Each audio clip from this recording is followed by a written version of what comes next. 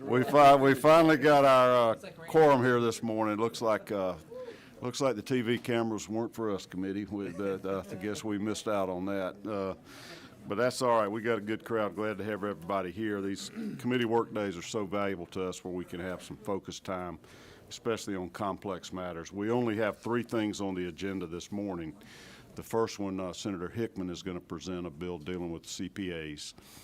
Since he is a CPA and he's been asked by Representative John Carson to carry his bill here in the Senate, and so I'm going to let you present that. Then we're going to talk about the vaping bill and then a private water service bill. So some of you that are here for the later bills, you'll be entertained by some of the other activities we have this morning, and those vapors in the crowd, stick around. You can learn about private water services later. Senator Hickman, you are recognized. You can take your choice, one of these witness seats or the podium, whichever you're more comfortable. You're on camera either way. I'll try. All right. That's number 3. That's it. Don, if you would. Yours is the least complicated of the bills, and that's why we're That's going what to I handle figured. it first. This is HB 148. For those following along, I have 2 other people signed up to speak. And if you want to just present it, we'll ask you any questions, and we'll have the speakers. Oh, thank you, Mr. Chairman, and thank you, committee, for hearing this. And of course, John Carson was the one that is the sponsor of this as a House, and he had to go out of town on business. But as you said, I'm a CPA, and this is really a workforce development bill for CPAs. I've worked very closely with the Georgia Society of CPAs and Representative John Carson on this bill, and it really is something that's going to really help my firm, and not only my firm, it's going to help all the CPA firms in the state of Georgia. So it's definitely a great bill that I support, and I look forward to y'all's favorable support. So as we all know, there have been a lot of pipeline issues and changing environment of financial and audit standards, and have been creating a headwind for the current certified public accountant licensure network. A Georgia structure that has been in place since 1998, but presently not meeting the needs of our profession. Currently, the Georgia Public Accounting Act requires CPAs to pass all portions of the CPA exam.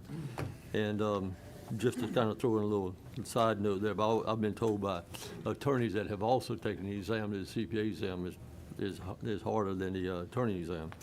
Pass all portions of the CPA exam, complete 150 credit hours of qualifying education, and gain 1 year of relevant work experience before becoming licensed.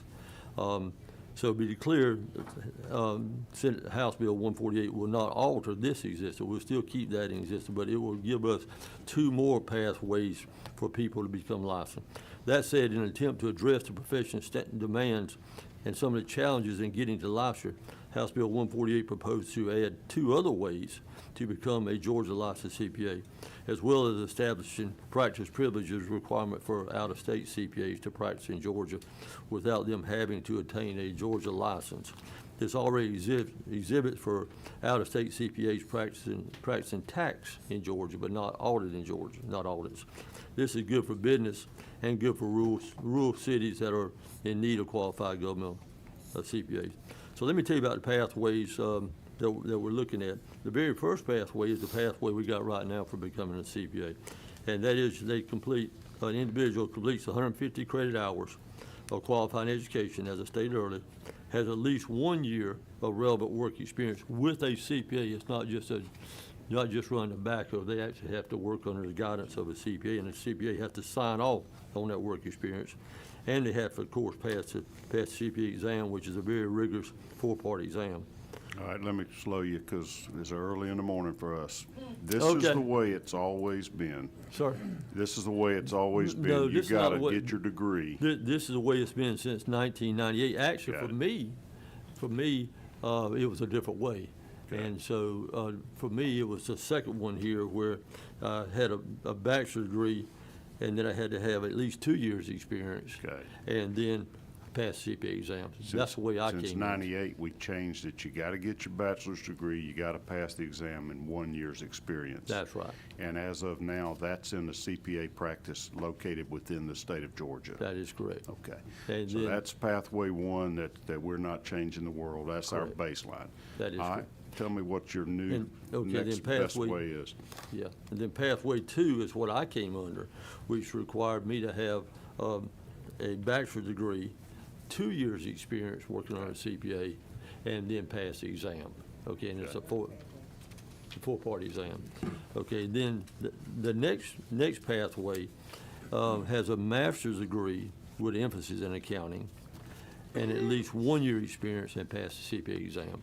So we're giving people 3 ways to get to the same situation, but it's all 3 very qualified ways that we all agree with. Difference in that pathway is you could have majored in physical education or, history, but then you got to get a master's in accounting. Correct. Yeah. Still got to get the experience one way or the other That's right. and pass the test. And as we all know, no matter what degree we get, our experience in school just provides us with the foundation. Got it. We quickly learn when we get out of school, we really don't know a whole lot. So we got to have that experience in order to go forward. So we got a lot of neighboring states we're looking at. There are 37 states now in the United States are looking at the same type of situation we're dealing with. Also, as we well know, with all the business and all coming to Georgia, and Georgia being such a fertile state for businesses, we also want to open up a pathway for CPAs that practice in other states to come into Georgia and issue audits. Now, they can currently do tax returns. I'm licensed, or I was licensed in South Carolina until I became a senator, and I just couldn't keep up with all what had to be done. So, but this allows CPAs from Alabama come and practice in Georgia and issue audits, which we very much need. So in conclusion, House Bill 148 provides Georgia with 2 new routes to CPA licensure, as well as a practice privilege requirement that will make it more efficient for out-of-state CPAs. The ones that have endorsed this bill is Georgia Society of CPAs, Georgia State Board of Accountancy, and the National Accounting Firms, the National Association of Accounting. And this actually passed the House 172-0. So I've got Don Cook with me, who is with the Georgia Society of CPAs, and we also have that he would like to speak, and then we also have another speaker, if we have time. Okay, yeah, we're going to make time. All right, so you're a practicing accountant in Georgia. This allows people from other states to come compete against you, and they don't even have to be here physically. Is that the way I'm reading this? Or Well, don't have right- to get their experience in the Right state now, of they can Georgia? come in and do tax returns in Georgia.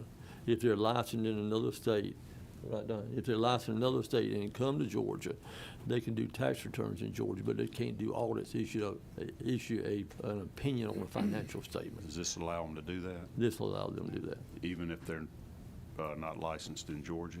even if they're not licensed in Georgia. If they're licensed in another state and. yeah. Okay. All right. Any questions from committee members at this point, or are we going to hear some more testimony? All right, Senator Ginn, you look like you're ready. Thank you, Mr. Chairman.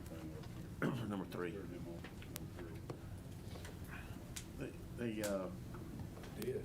I look at professional licenses, and when you say somebody can come in from another state, do all the other states reciprocate with Georgia in that licensing? So that you have a license in Georgia to do accounting, but you can go to any other state in the country and do it? Well, let me tell you this.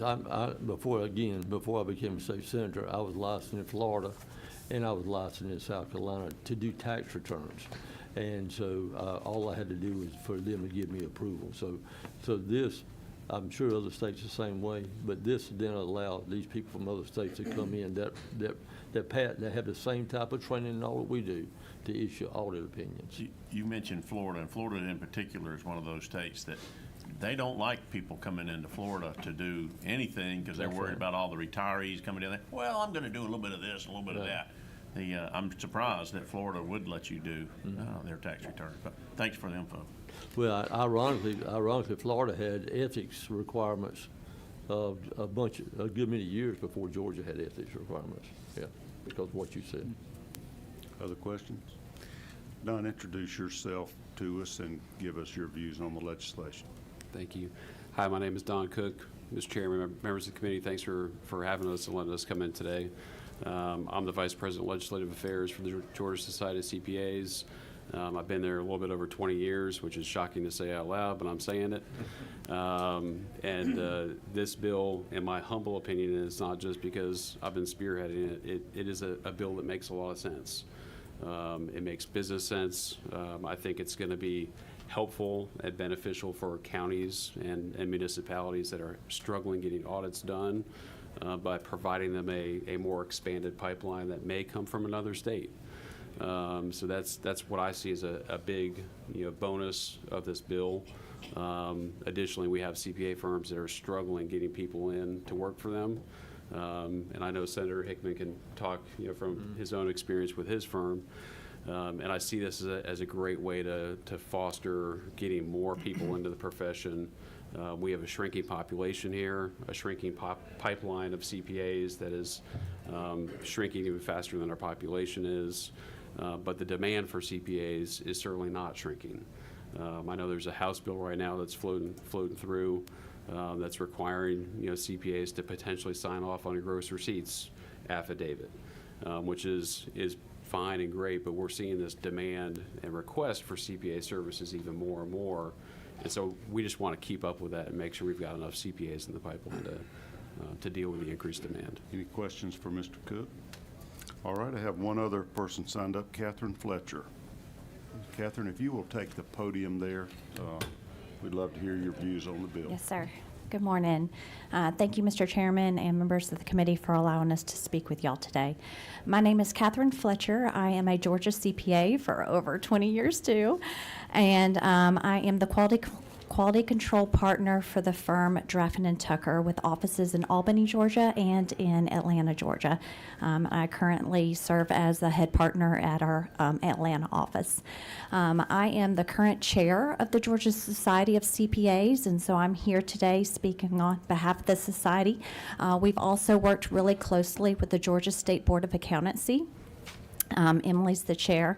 And so Emily and I and the society members, Dawn, have been traveling the state of Georgia for over 8 months, speaking with firms and organizations about workforce development and the need that they have for Georgia CPAs. And like Dawn mentioned, being able to get all the work done that can support our Georgia businesses. There has been widespread, unanimous support of these additional pathways. It still upholds the rigorous 6 years worth of work that has to be done in order to become a CPA in addition to the CPA exam. It just gives some flexibility for our students and individuals that want to become a CPA to break that up into education versus on-the-job training. And so it helps eliminate some barriers to entry for that 5th year of education, but then also allows individuals to pick how they best learn to be able to become a CPA. So I'm here in just support of House Bill 148 and appreciate your time listening to us. All right, any questions? All right, thank you. That's all we have signed up. Is there any motion by a member of the committee? Got a motion do pass by Senator Ginn, a second by the Dean of the Senate, Senator Harbison. Any discussion or proposed amendments? All right, all in favor, raise your hand. And any opposed? All right, that's unanimous. Thank you, Mr. Chairman. Thank you. I Thank y'all. presume you're carrying this bill in the Senate. Yes, sir. Thank you. Thank you Thank so you for much. being with us Appreciate it. here. Thanks for the time.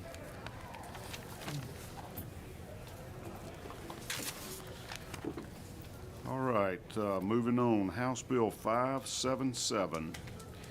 Representative Gaines, you sit wherever you're most comfortable. We've got your mic active. If you would please kind of walk us through this. Committee members, y'all will remember we have dealt with this issue before. Last year, we had a very similar bill, almost identical, it looks like what came out of here.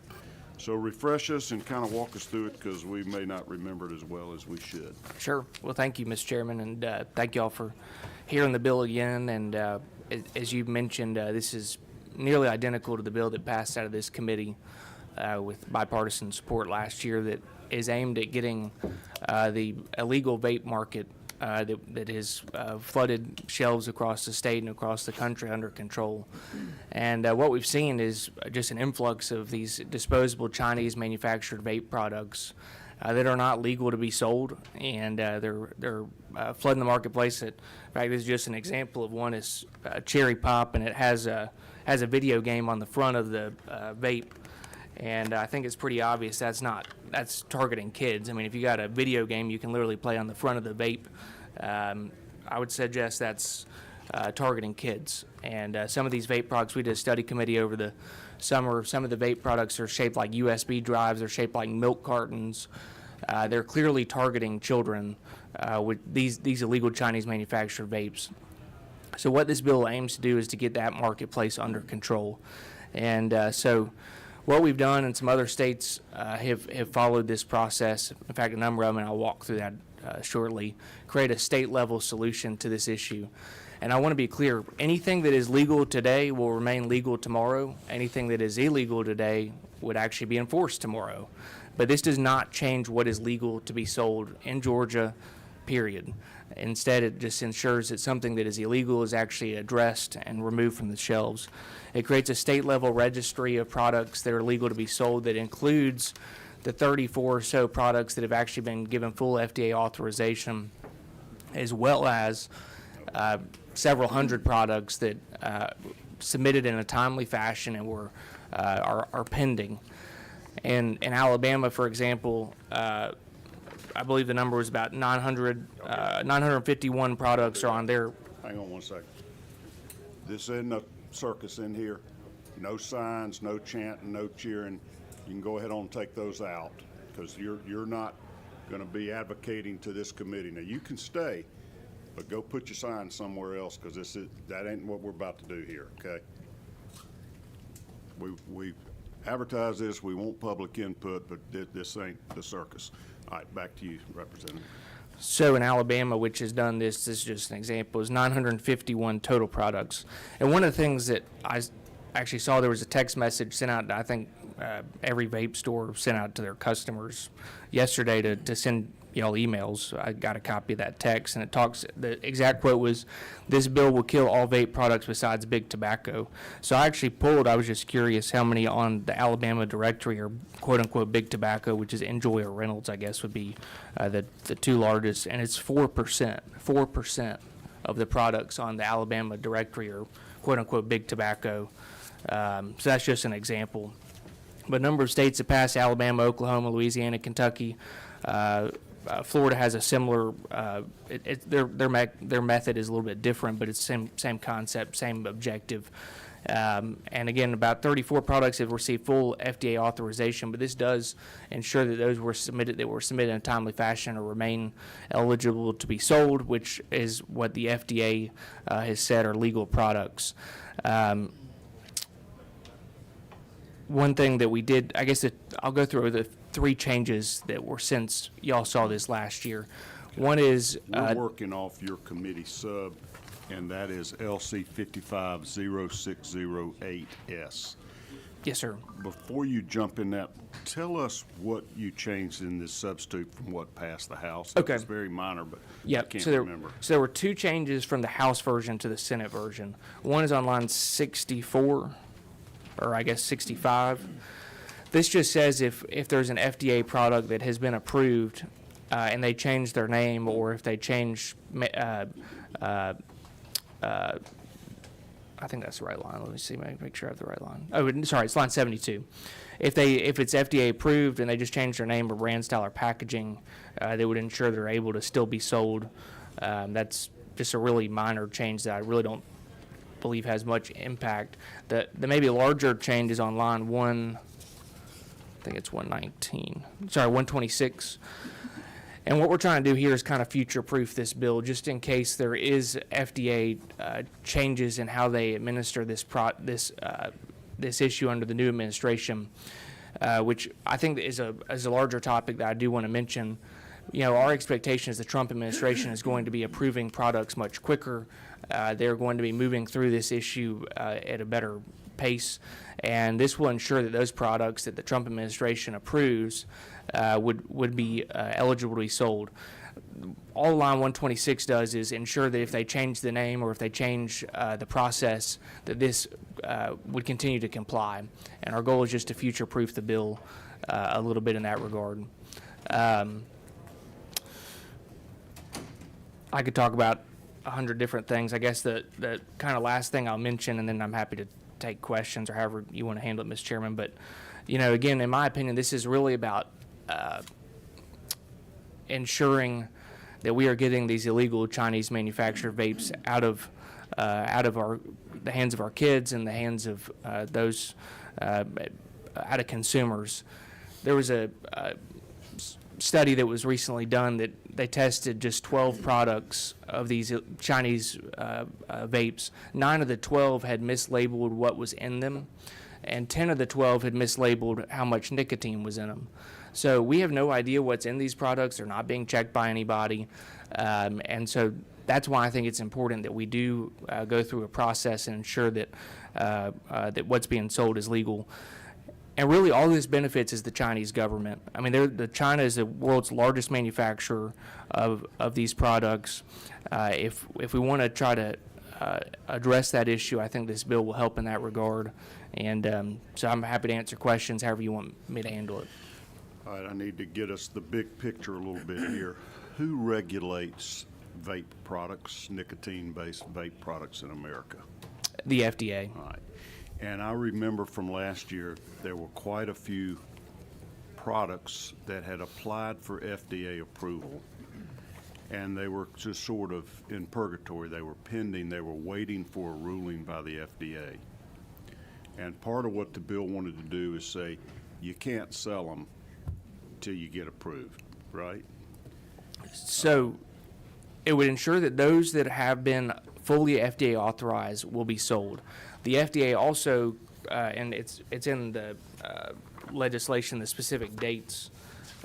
These are dates that the FDA stated. It's on line 37, September 9th, 2020. So it was a product that was in the marketplace by August 8th of 2016 and submitted for PMTA by September 9th, 2020. Those are dates that the FDA said if you fall in that category and you're pending, you've not been denied, you can continue to sell this product. And so this would also ensure that those are on the list of registered products. Is that what your registry does, just list everybody that's FDA approved and who is pending for approval? That's right. And why it's so important is, one, there is no list today. So a store is not even able to know if what they're selling is legal because there's no list other than the 34 products, which here's the list right here of the 34 products. The other untold number, again, Alabama is about 950 is what is there. But there's no list, so there's no way for a store to even know if what they're selling is legal or not. There's no way for a consumer to know if what they're buying is legal or not. And so I think that's a really important point in all this. Is that because ordinarily you could see FDA approved on the packaging or the labeling, and in this case, they can't say that because they're not approved yet, they're just pending approval? That's right. And there is on the FDA page a list of the 34 products and like when they were approved. So, for example, since we last talked about this issue, it looks like I think there was about 9 or 10 products that have been approved over the last year. But there's no list of the ones that were submitted by 2016 or on the market in 2016 and submitted by 2020. There's no list of those products anywhere. So this would create a way for them to opt in and show that they are submitted in a timely fashion and be able to be on the registry. Okay. So what is the harm we're trying to protect against? I mean, is nicotine a bad thing? Originally the vapes were to get people off of smoking. Right. And we want to protect that right for folks that are using this to get off of smoking or otherwise. That's important. And for adults, I think that's certainly the use of vape products, and I think it's important that we continue to protect those. I think what we're trying to really address, though, is products like this, that are cherry pop and have a video game on the front of them. They're clearly targeting kids. It is illegal now to sell these products to anyone under 21. That's correct. So if you're a retailer, you're supposed to card them just like selling a pack of cigarettes or a six-pack of beer. That's right. Okay.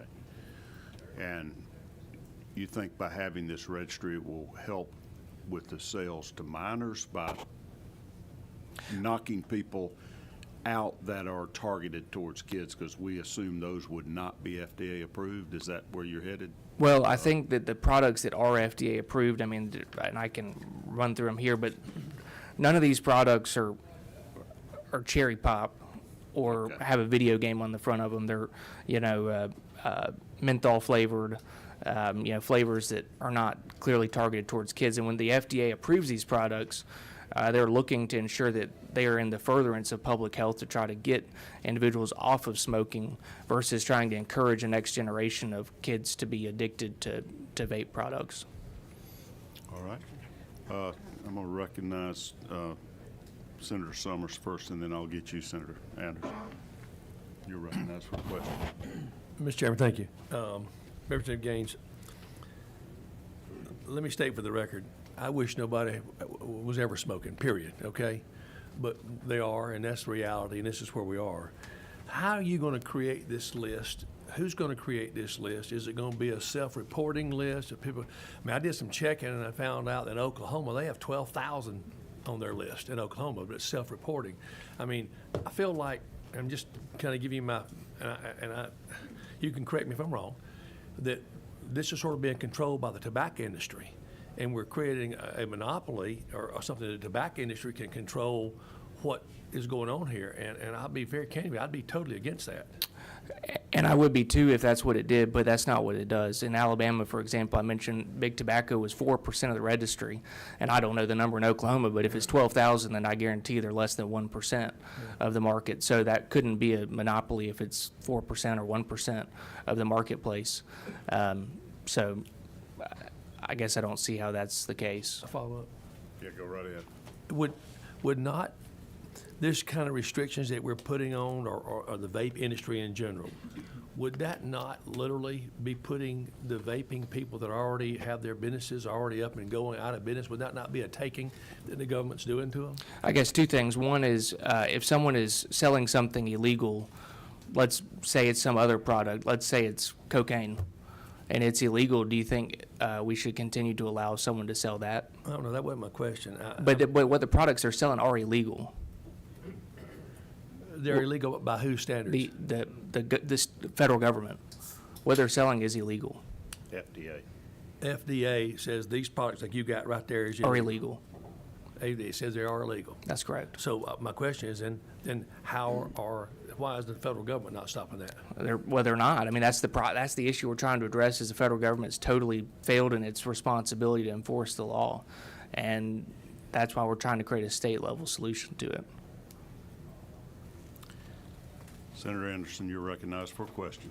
Thank you, Mr. Chairman. Representative Gaines, you mentioned that a couple of times that the stores aren't sure, like, the products are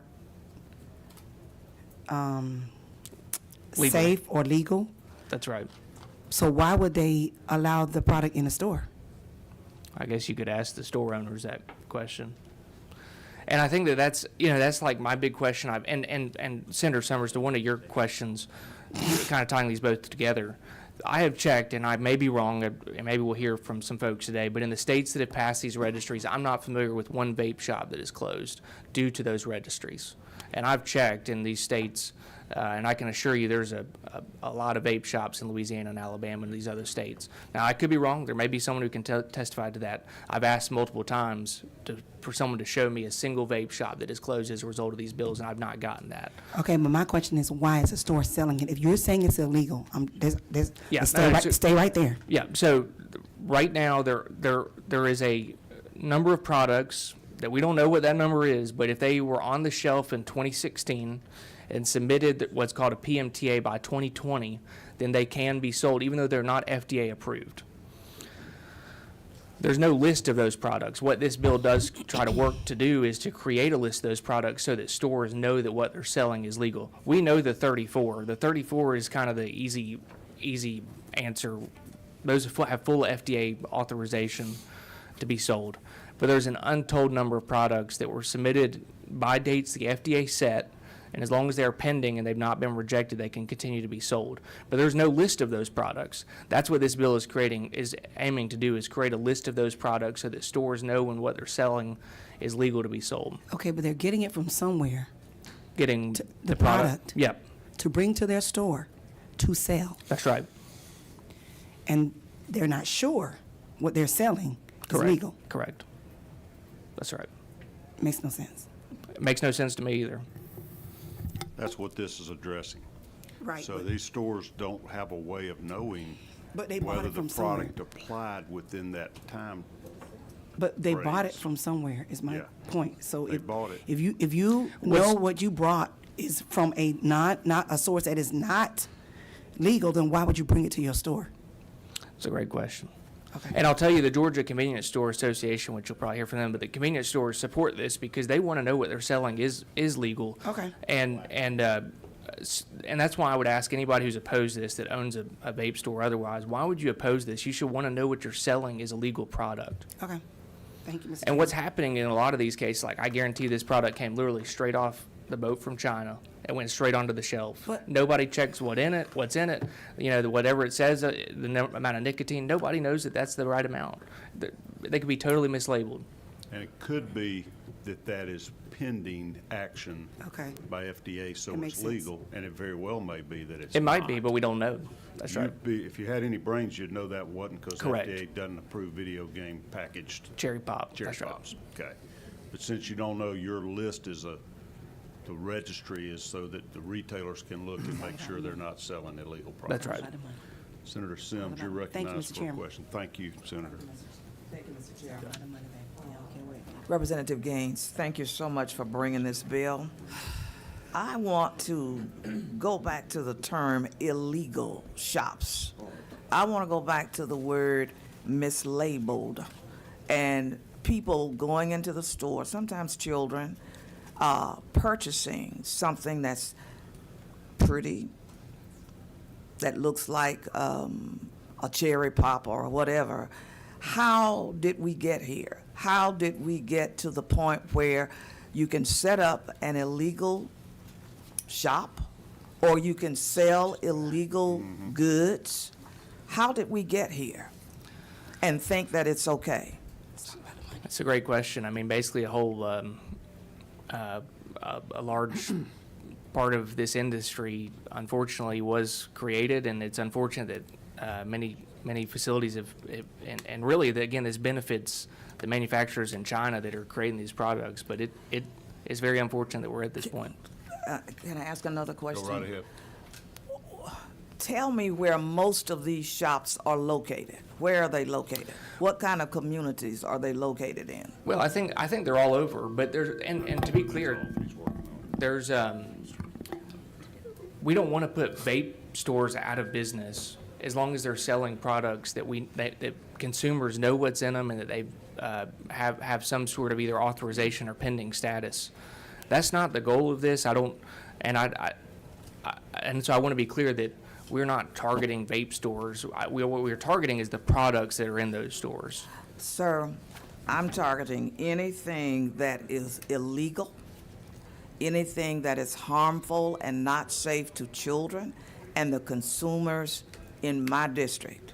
Now, if they choose to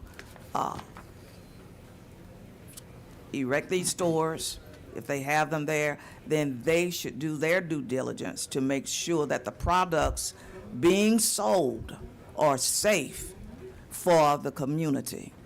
So, you know, you just can't go and put up a store and say, okay, we're going to make a lot of money, and the product is not safe. Thank you. Thank you, you. Mr. Chairman. Thank you, Senator Sims. Senator Harbison, you're recognized for a question. Thank you. Thank you for taking the questions.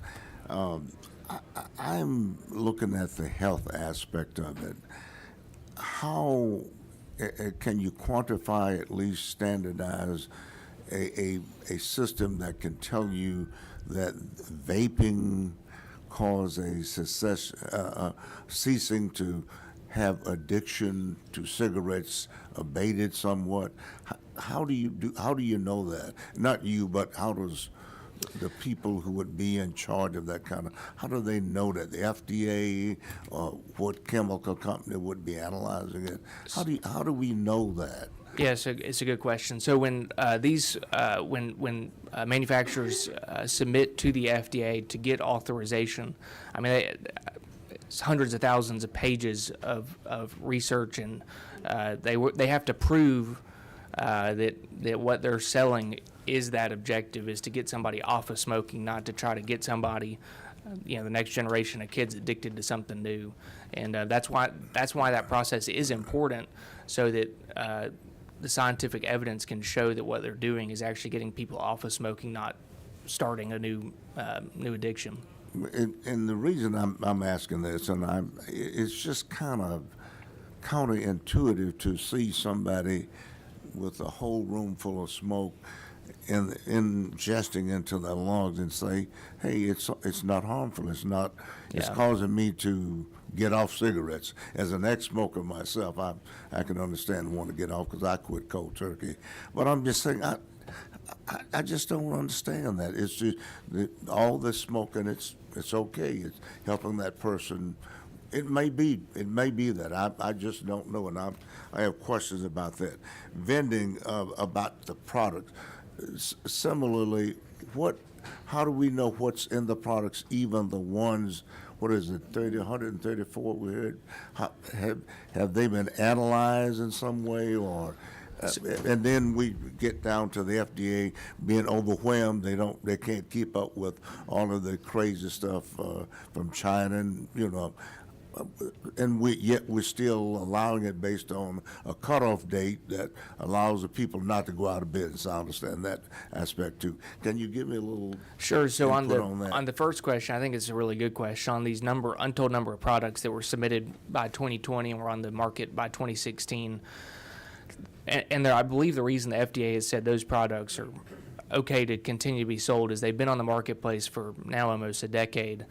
They have denied, I think it's about 95% of the products that were in that category. But those that have not been denied and are pending, again, it's, let's say, about 1,000 products. They've not been denied yet, and they're in a pending status. And again, I don't think we want to do something that gives a monopoly to big tobacco. I mean, the vast majority of those that are on the FDA full authorization list are, held by just a couple of companies. And those that are pending, again, they've been on the market for about a decade. And that's why the FDA said you can continue to sell them. Mm-hmm. Any kind of follow-up about, after that decade, about the effects of it, either good or bad, or to prove that people have gotten off it, percentage, 5%, 3%, and which would be good, to get off the tobacco. I do. You'll probably hear stories today. I do think that some people have been able to get off of smoking through vaping. And I don't want to take that right away for adults. Okay. Thank you, sir. Appreciate it. Senator Summers, you're recognized for a question. Thank you, Mr. Chairman. It's actually two, if you don't mind. That'd be fine. Okay, we talked about this 21 years of age issue.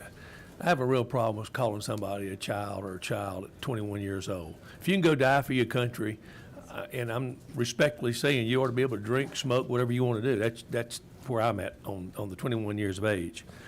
Let's just say we go along and we regulate this. Let's just say we regulate this, and let's come up with.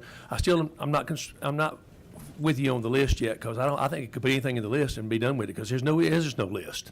There's nothing out there right now, and there's no FDA to police it, I guess, if you will.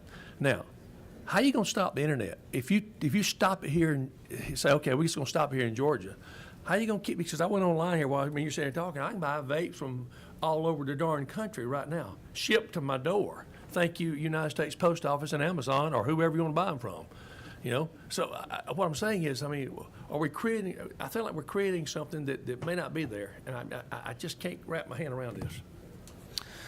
No, I think online sales is a massive issue, and I do think this will help in some respects, but I don't think this gets us all the way there on online sales. I do think we have more work to do on that.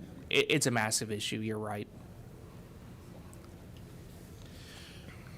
All right, I don't see any other questions. Let's hear some of the speakers. I have, looks like 7 speakers signed up, and it's about equal for and against. I'm not going to go directly in order because I'm not going to tip the scale one way or another. I'm going to try to alternate kind of between for and against. But I am going to start with Dylan Gilbert. You were here early and signed up, and so I think it'd be unfair for you not to have the first shot. Georgia Vape Alliance, you're against the bill. Tell us your name, who you work for, and what your views are. Thank you, Chairman.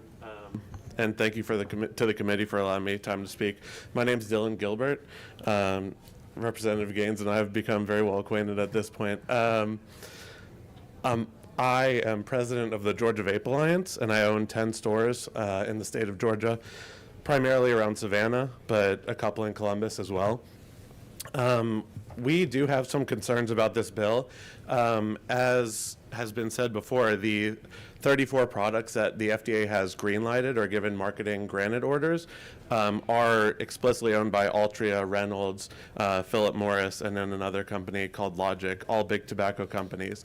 It is true that certain registries in certain states do have additional products, but for example, Alabama, my business partner does have a store in Alabama, so I'm very well acquainted with the laws there. They are not enforcing the registry whatsoever. The ABC board, which is the enforcement body for the state of Alabama, has no idea what's going on. Excuse me, my allergies are a little messed up. They will come in and they'll ask the employees questions as to, they don't know. For example, synthetic nicotine products are not allowed specifically in Alabama. And they ask the employees to explain what a synthetic nicotine product is to them. Now, if your enforcement body doesn't know what they're trying to take off the shelves, I think that's a problem. So that's on the Alabama front. Now, Louisiana, I've looked at their registry as well. There's about 500 products. I'd say about 50-50 are big tobacco versus larger vape companies. They do have some open system stuff on there. But as I said, this is basically 4 big tobacco companies and 4 vape companies on the Louisiana registry, which vastly disproportionately favors obviously these larger conglomerates, whereas small manufacturers like our members, Lisa used to manufacture liquid in the state of Georgia, have been pushed out because of the expensive processes that the FDA mandates you go through to sell products. Now, I obviously agree that there needs to be some process you go through to make sure products are safe, but one that obviously has disproportionately favored these larger companies is not the way to do it. And I don't think our state should be spending our tax dollars enforcing this unfair registry system that is already under scrutiny in the Supreme Court. There have been several federal court cases against the FDA for the arbitrary, I quote, arbitrary and capricious way they've denied vape products historically, one of which is still being adjudicated. Wages and White Lion versus the FDA is still being adjudicated by the FDA. So fundamentally, I think basing our state regulation around something that might get thrown out by the Supreme Court or will get changed, I think is a waste of time. I mean, as much as I love our meetings, I'd like to create something permanent that the state can do by itself, and we don't have to start this process all over again if something fundamental changes fundamentally on the federal level.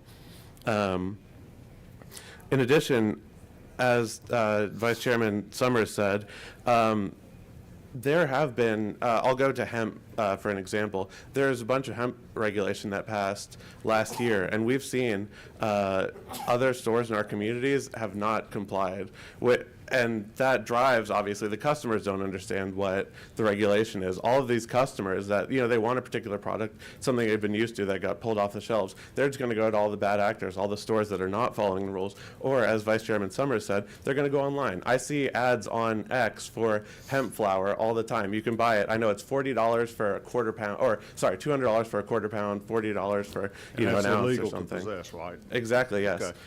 and we know overwhelmingly that these kids are not buying their vape products from vape stores. They're getting them from informal sources. They're getting them from family and friends that are buying it on their behalf, or they're getting them online, which this bill wouldn't do anything to address. You'd still have these kids that are, say, buying, 10, 20, 30 online, taking them to school and selling them out of their backpack to, God knows who. I do believe that there should be, some other reasonable regulation. Like, obviously, there should not be a vape with a video game on it. That serves no purpose. Do you sell those in your stores? Absolutely not, no. Okay. You're more than welcome to come check, and we will ID you if you try to buy anything. I've seen it firsthand. We have police officers come in decked to the What do you gills. do to ensure that the products you sell are FDA approved or are pending for approval? So we do our best. As Representative Gaines has said, there is no explicit list. We do follow the FDA database, which does tell us which products are approved. We also follow, they post every few weeks or every month, they'll post these large lists of like red flag products that are not allowed, and we will not sell any of those products, obviously, once they've been published. Would it help you if we had a Georgia list registry so you could simply look at that before you bought a product to resell? Fundamentally, obviously, I think there is benefit to having more clarity, but I think the way it's done with the PMTA process or other registry bills, I do not agree with. I think a list of banned products might be beneficial. The fact that a manufacturer has to spend $1,000 per product, which disproportionately affects open system products, which are primarily what we sell, because they have so many different SKUs, a bunch of different nicotine levels, is, and again, sort of favors these larger companies. I think a list of, say, banned marketing, say you can't have cartoon characters, you can't have candy, you can't have stuff like that. You have to, and I believe Senator Harbison asked about the ingredients. All of these products that are pending or granted by the FDA, they have a list of all the ingredients. Any company that was on the market that sent in all their paperwork, the FDA has a list of their ingredients. So I believe we should say, like, if we should, I don't know if we can get that list of ingredients from the FDA or how that would work, but I believe if a product wants to be legal in Georgia, maybe you have to send in your ingredients and you can't change your ingredients. Stuff like that we would absolutely be in favor of. But I just don't think that basing it on this broken federal process is the right way to do things. Senator Summers, you're recognized for a question. Thank you for your testimony, sir. And all that stuff is good. You made a statement. You said 4 big tobacco companies. Let's talk about that. Explain that to me. What that means. Yeah, so this bill was drafted by Altria. It's been brought in many states. It's passed in a few, Louisiana, Alabama, Kentucky. And sorry, just to take this opportunity to answer another question I was asked about stores closing. Louisiana is primarily the state that I know that is fully enforced, and it just started getting enforced in like March of last year. So I think it's hard to find data on store closures. But back on the big tobacco front, Altria fundamentally knows that this bill or this regulatory process disproportionately benefits them. So they want to codify this into the state laws, that the states enforce this process that they know benefits them. Well, that's because they don't want unfair competition, right? They went through all those processes. They got FDA approval. They proved their products are safe and don't appeal to children. And yet they have Chinese companies and others coming in and not getting the FDA approval. Yeah. That is the safety net, what our country set up to protect, and they're circumventing that. I agree to an extent. I think the problem lies in the process. When you have, and Lisa, when she talks, she'll explain a little bit more, but fundamentally the products that are approved and the products that are not approved, and some of the products that are not approved, are no different, is the issue. So your beef is against the FDA. You don't like who they approve and who they don't, and the fact that they won't get off their duffs and do something. Yeah, Last year we were in here, they had a deadline.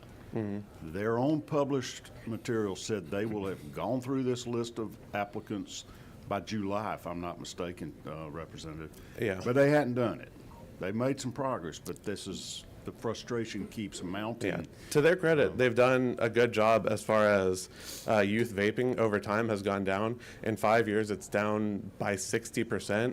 I have the exact numbers here somewhere, but it is overwhelmingly down. It's at a 10-year low. So they have been doing some stuff effectively. You represent the Vape Alliance, so I'm going to assume you're a subject matter expert on vaping. Feel like you know as much. as I anybody know else a in here. lot, yeah. Okay. When did vaping begin? Who's the first person ever invented a vape cartridge, came up with that instead of a cigarette? It was quite a while ago. Really, the industry started taking off around 2012. Okay. I think the technology had existed in like maybe the mid 90s. Someone invented like the Juul the basic first one? premise.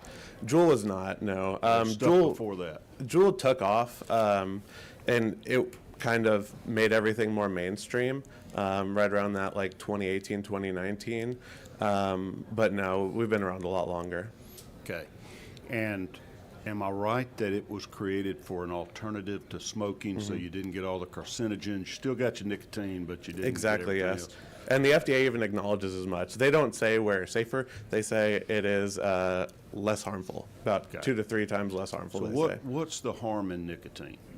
It's been with us for millennia now. Yeah, I'm not a doctor. My understanding You're is that selling the product, and you're Yeah. selling it in a way that's not detectable with smoke, and it's yeah, popular apparently. my understanding is nicotine is very comparable to caffeine and several other chemicals like that. Really, the issue with cigarettes is you have all the tar and unknown chemicals you have from combusting the tobacco leaves So that you're inhaling. What's wrong with nicotine that we don't want people under 21 to have it? Is it particularly harmful or addictive to young people? Or is there a It is- danger of being addicted to nicotine? It is addictive. I don't know if it's particularly addictive to someone who's less developed brain, but I don't think it's necessarily a good idea for anyone to start doing anything. As Senator Summers said, I don't think anyone should start vaping if they have never smoked. Our primary customer base is obviously adults who are trying to quit smoking. We're not over here trying to indoctrinate new vapors. There's plenty of people who smoke in the world that we can get money from. I can tell you it's rampant in high schools now, that they're banning the vape pens, and it is rampant at the University of Georgia campus, which about 2/3 of the kids are under age 21. I don't know why, and there's other forms of nicotine as well, but somebody's got to tell us why this is bad, why we're making such efforts to keep it away from people. And I thought you might be the guy, since your job is selling it. I think fundamentally, it's the same as anything. You shouldn't be inhaling anything into your body that you don't need to. And like I said, the reason we exist is to try to get smokers to stop smoking. I don't think anyone should vape if they don't smoke. But I don't think there's anything particularly. Like I said, I don't want to make strong health claims here since I'm not a doctor. I'm sure there'll be other people who can testify on that better. That's one of the best answers I've heard. I'd much prefer you to tell me if you don't know an answer Well- than to try to bluff your way through something. Yeah, and- Senator Albers, you got a question? I do, Mr. Chairman, thank you, and I appreciate your testimony today. I think we ought to be really clear on this. The less harmful part, there are lots of studies, and I am not a doctor, but I'm an EMT and a paramedic, will show that vaping is just as bad, if not worse, than cigarette smoking. So if we're going to put it on the bar of these all things are bad, one's a little less bad, a little worse bad, I think we're telling ourselves a story. This is bad. It is not good for anybody, no matter whether you're young or old. And in many medical cases that are well-known cited medical institutions are saying vaping is worse than smoking cigarettes. So let's not use this as we're giving people a benefit of moving from cigarette smoking. We're doing them a favor. We are not. And I would encourage everybody in the business, let's have an honest conversation, but let's look at the facts. And the facts say otherwise. Yes. Don't you agree? Respectfully, the FDA doesn't agree with you. I can send you the FDA data that says that it is less harmful, but we can agree to disagree. And I will say, all the FDA-approved products, the products that have gone through the process and are actually approved, like I said, are fundamentally identical in the way that they work. So they have a wicking material that sucks up the liquid, that draws it to a heating element that heats up. It's kind of similar, think the heating element in your toaster, but a lot, obviously less hot. It heats up that element, vaporizes the liquid you inhale. So the liquid, the heating element, all of that stuff fundamentally is the same in the products that are not allowed by the FDA and the products that are allowed. The only thing the FDA used, seemingly, to distinguish is they blanket denied every flavored product, and even Representative Gaines said non-child appealing flavors like menthol. The FDA thinks menthol is a child appealing flavor fundamentally. All right, So- thank you. You've gone about 4 times longer than I wanted you to. But Sorry. we asked the questions. I'm not picking on you, but let's give some other people an opportunity to try to keep your comments relatively concise. Angela Holland, Georgia Association of Convenience Stores.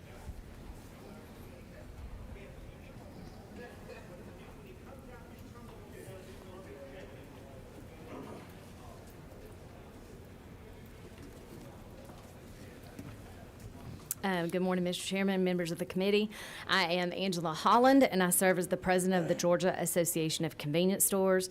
We represent roughly 2,000 of the 7,000 stores in this state, and we represent multi-generational family-owned businesses to larger corporate companies. Our members are responsible retailers of age-restricted products, including tobacco and vapor products.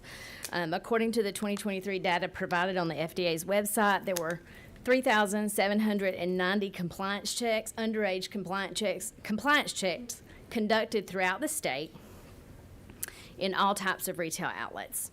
Of those compliance checks, 29 locations received warning letters, 7 received civil money penalties, and of those 7 penalties, only 1 was based on cigarette sales, while the others were vaping sales. Who's the compliance agency in Georgia? Who's making all these checks? Department of Revenue Okay. and local law enforcement can make those as well. All right. And we did have 1 member that was cited in 2023, and we have one of the lowest underage sales percentages in the country.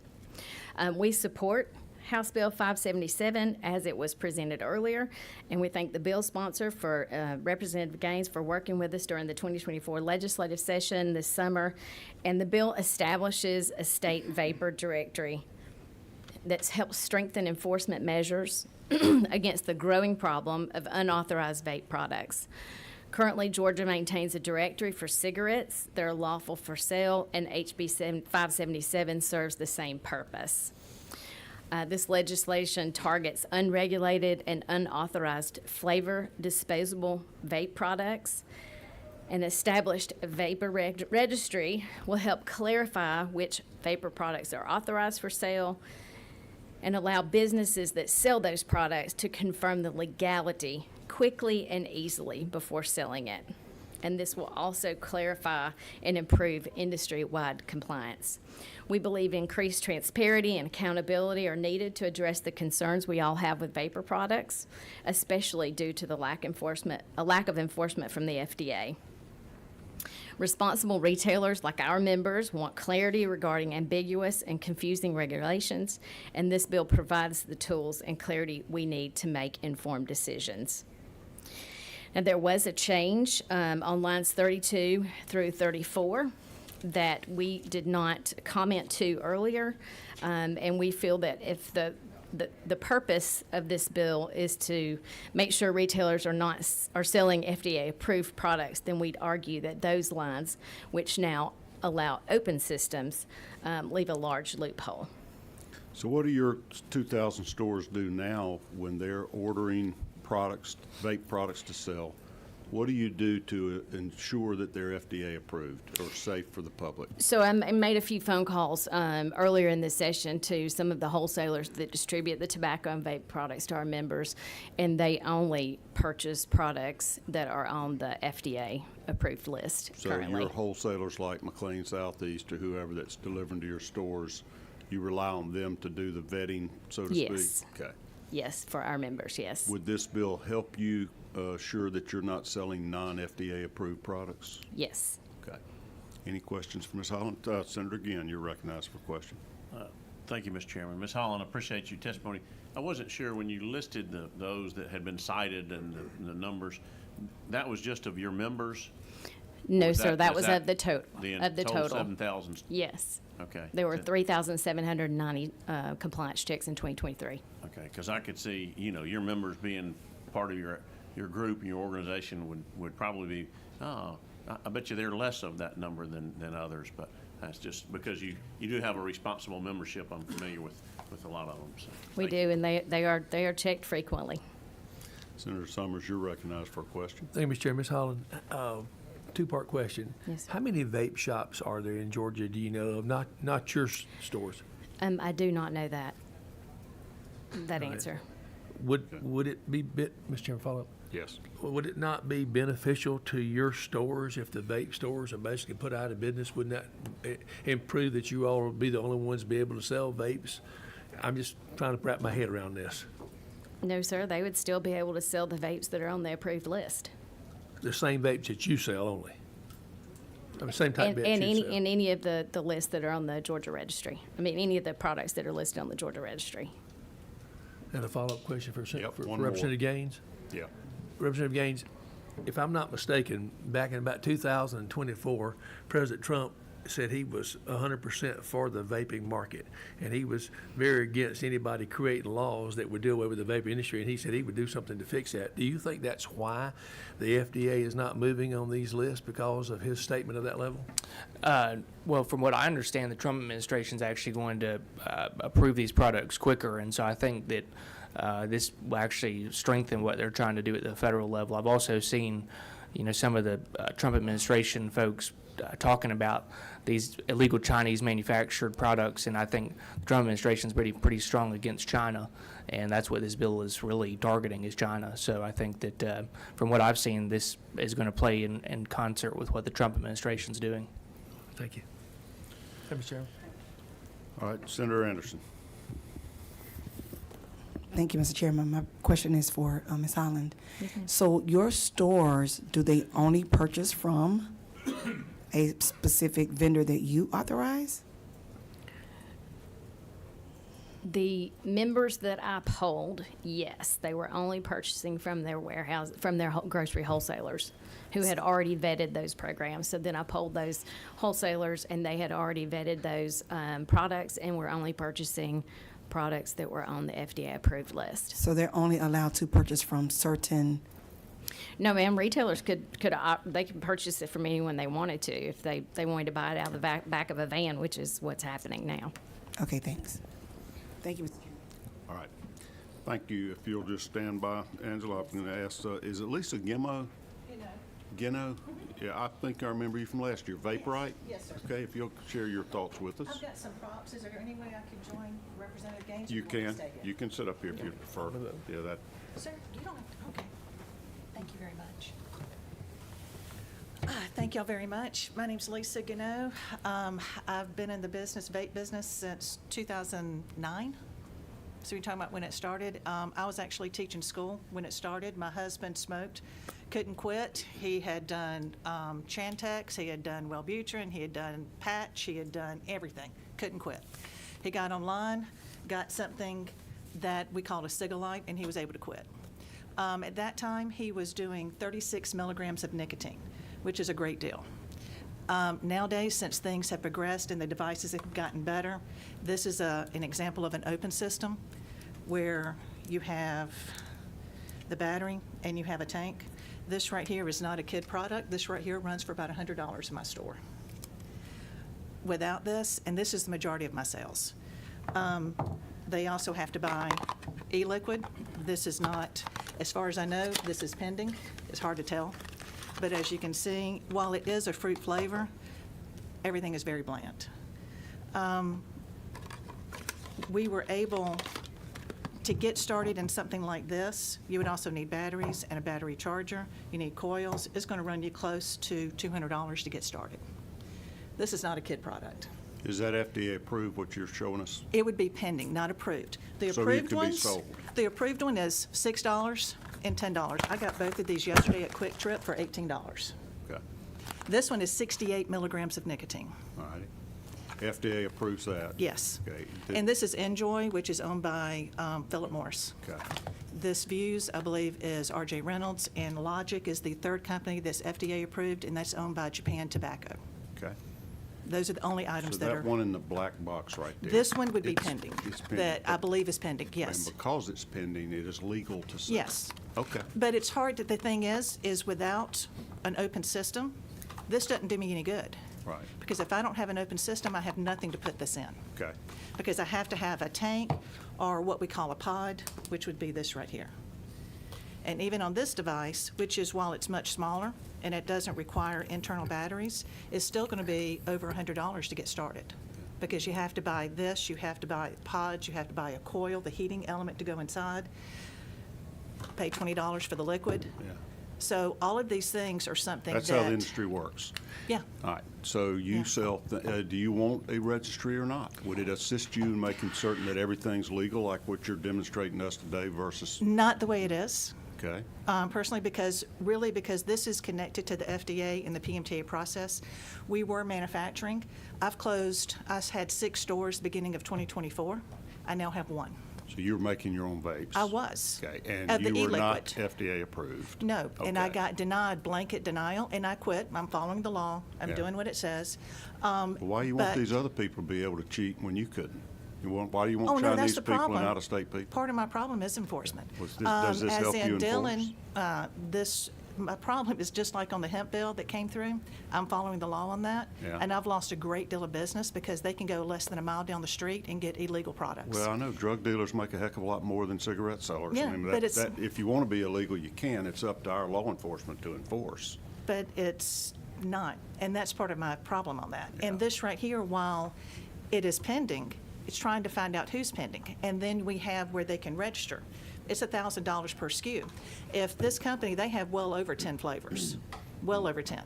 And let's say I'm selling it in 0, 3, and 6. That's going to be $30,000 for them to register for just Georgia.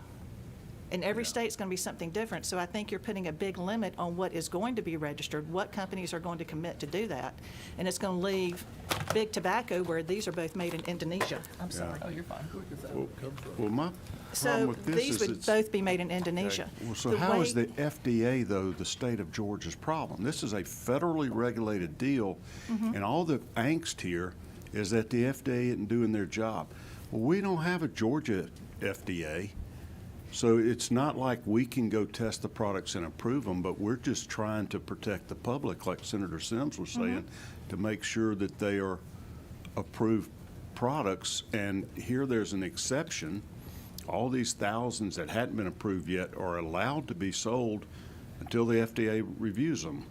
What what I think Representative Gaines is trying to stop is the other thousands that hadn't even applied for approval. And I understand that. timely manner. And just like he showed this, there's no way in the world I'd let that in my store.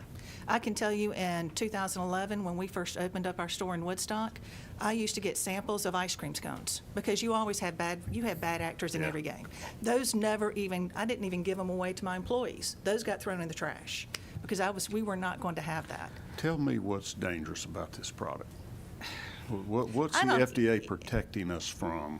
I have no That Big idea. Tobacco has proven to them there's a segment. Is it like impurities in these things that poison you? Is it carcinogens? Is it just the concentration of nicotine that If it's freaks you out somehow? concentration, I don't know why they're doing 68% that's approved.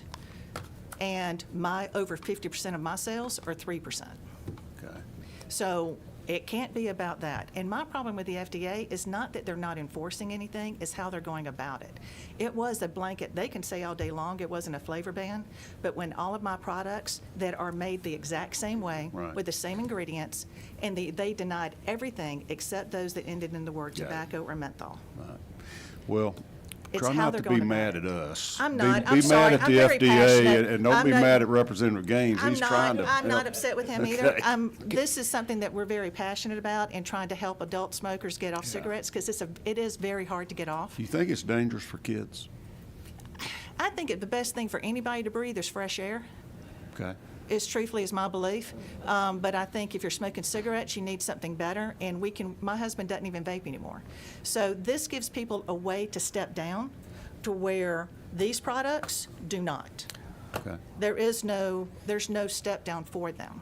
What do you think about smokeless tobacco products? I don't like, then they spit. That's just me. I'm like. Now they got them, you don't even have to That's a spit. whole nother Okay. issue for me. I mean, when you're looking at this, what Dylan mentioned about in Florida, they have, and I think you had brought up about Florida Bill, where their registry is about what's denied, or, you know, what you can't have, Yeah, what's yeah. banned. I think that's easier to enforce as well. Okay. It's because how are you going to have everybody to know exactly what they have to enforce? That's what Department of Agriculture is against right now as well on the hemp side. Well, giving you a list of what's banned, doesn't that essentially encourage you, though, to sell anything else that hadn't been reviewed and banned? Most of All the gray these- area that are pending and everything that isn't even pending, then Well, you, I think it's going to be easier to enforce, and I think the enforcement needs to cost the store some money. Just like if you sell to underage, it doesn't need to be a slap on the wrist. It needs to be a couple of thousand, not here's a $100 fine. any other members have questions? Senator Ginn? Thank you, Mr. Chairman. Yeah. Comment one is, you mentioned about the cost, and that was one of those things, it was $200 to get started. I don't know, too many kids that don't have a $500, you know, Yeah. game set or something like that.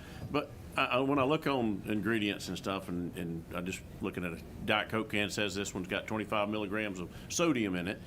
I have no idea what the milligrams and the nicotine. Give me some information on what does it mean? What's a lot? What's a little? I don't have any way to And it's judge very that. So if you misleading. can help me with that. Yeah, and when y'all brought up Juul before, they're the ones who really hit it off with, this is where disposables came into effect and had a big problem because they also had 5%. So it was very misleading for people to believe it's 5. So that's low, it's not much nicotine. But it was done as a percent, so it's actually 50 milligrams per milliliter. So it's a great deal of nicotine that people don't realize that they're doing. And that's why when I'm talking about 68%, that's huge, where majority of people are vaping 3 milligrams What per would be an milliliter. acceptable? I don't know what. I don't know how to rank these numbers. It's going to what be, it really it's going to means. be, really, I think everybody should work their way to zero, but that's what we try to do is give people an option, a way to do that, so they can get away from it. Addiction of any kind, you want to work your way. You know, my mama always said, everything in moderation. But to me, I think that's going to be a personal thing when you're talking about too much nicotine. But when I'm seeing 50 milligrams or 68%, over half of the liquid in here is nicotine. That's troublesome to me. Could I make one quick comment? Go Mr. right Chairman? ahead. One is the bill does exempt open systems as it's currently written, so that wouldn't affect those And I products. appreciate that. I was curious when I was reading, and I wasn't sure, because when you mentioned the different changes, I don't have the latest one. And I wasn't sure when reading the definition about it, how clear that was. If that was going to be clear to people who are enforcing it, what does it mean? Is it the coils and the device? Is it e-liquids, pods? Because there's a lot of different Sure. things on here. And the reason we did that, Mr. Chairman, I know we haven't talked about this much, and I know when Angela spoke, they don't support that. But the reason I was comfortable putting that in is I do feel like those products are less geared towards kids. I do agree with the point that if it's $200 and you're having to put juice and all that stuff, I think this is really what's going after kids. And so that's why I was comfortable with exempting open systems. Obviously, that's defer to the committee on that, but that's why that's in the bill. Well, do you know what the criminal laws hold right now for selling that cherry pop to a kid? Well, to an underage person, I don't have that right in front of me. I don't. Because I it don't want to might say. be another approach here. Well, let's just make it a felony to sell to kids if it's a product that's not approved. Then, of course, Big Tobacco wins because they're the only ones approved right now, but also kids ain't getting it, and I'm just playing. Or Sure. could it be, Thinking. I'm sorry, I'm just thinking for underage, because Yeah. I know when I was trying to look up, I know if an underage person purchases, they might have, it's a misdemeanor, and they have to go to counseling possibly and different things. But for the store who sells it, there's not much. If you don't mind, just stay right where you are. Laura, is it Bracci? Bracy. Bracy? I gotta have you, because you're signed up for American Heart Association and you're against this bill. I am. I gotta hear what you gotta say, and then, we're gonna have to move to the next bill. and Introduce you yourself and should- tell us what's going on with Sure, this. and you should have a letter from the Cancer Society and the Lung Association also opposing in your handout. But yes, I am Laura Bracey. I am the Government Relations Director from the American Heart Association. And let me just start by saying the Heart Association prioritizes ensuring all Georgians have the ability to live a healthy life free of heart disease and stroke. There's something that doesn't go with heart disease and stroke, and that's tobacco. Tobacco use is a major contributor to both and the leading cause of preventable death in the world. Dying from tobacco comes from years of damage, with users often starting in their younger years. So this leads me to the one thing I think we can all agree on, and that is the rise of youth vaping and addiction of the next generation is a major concern. I want to acknowledge and thank the legislators who have worked on this issue and for their interest in addressing youth vaping, but there's no evidence that this legislation will lead to that desired outcome. In addition to this legislation lacking the evidence that it would curb youth vaping, there are a few key points to highlight. While being efficient with state resources is important, it should be noted that creating a state vape registry is a duplication of what the FDA already does and is a waste of state resources. The FDA, we've talked a little bit about this, they already have a list of the e-cigarettes authorized for sale on its website, as well as a searchable database. And in addition, there is a process through which anyone can report tobacco product violation, including illegal e-cigarettes from China that are being sold. These violations result in warnings, injunction, seizure, and civil penalties. So that's what the FDA is doing. An issue with House Bill 577 that we've really talked about kind of at length, but it does not only allow the 34 FDA-authorized e-cigarette products, which, by the way, do contain flavors, mint and menthol, which have been reported to be a favorite among teens, but the bill will also allow products that have been submitted for their pre-market tobacco product application and have not yet been approved. The FDA does not publish this list. We do not know what this is. I'm very interested to see how Representative Gaines would come up with this list. But we do know that this list contains thousands and thousands of products that can include many highly popular, kid-appealing flavored products. And we also don't know when the FDA will issue decisions on those products. So as confusing as this is, bottom line, even with House Bill 577, thousands of products will remain on the shelves that could still contain flavors. Also to note, in a time when efficiency and state resources are really important, the Department of Revenue told the study committee in the fall that in order to implement this bill, they would need to hire 11 new staff in Alcohol and Tobacco Division, purchase 7 new vehicles, hire 2 new staff in General Counsel, and develop a new software system, all of which would have a price tag of $1.8 million the very first year and over $1 million every other year. Now, the American Heart Association is a science-based organization and advocates for evidence-based policies that have a track record of doing what is intended. This bill does not have any data showing that it will do anything to curb youth vaping. But I would love, love, love to work with Representative Gaines and other legislators on policies that we know will. First, if you'll amuse me for a second, we can increase the tobacco tax. Youth are extremely susceptible to price increases. With Georgia having one of the lowest tobacco taxes in the country, this is a long overdue solution that can keep kids from vaping.